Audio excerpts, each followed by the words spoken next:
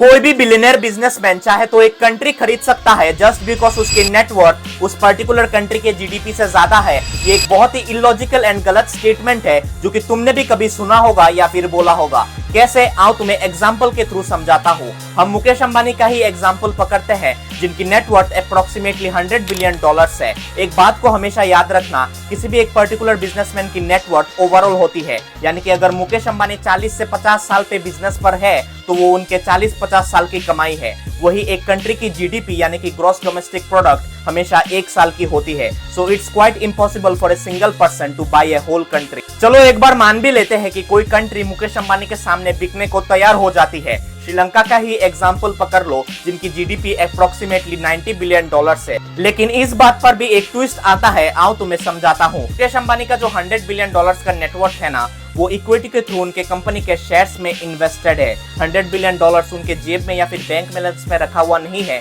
जिससे कि वो एक पूरी कंट्री खरीद ले। अगर उनको सचमुच उस कंट्री को खरीदना है यानी कि श्रीलंका को, तो उनके सारे शेयर्स को उन्हें बेचना पड़ेगा जिससे कि इंडिया में इकोनॉमिक डाउनफॉल आ जाएगा, पूरी की पूरी इंडियन स्टॉक मार्केट क्रैश हो जाएगी।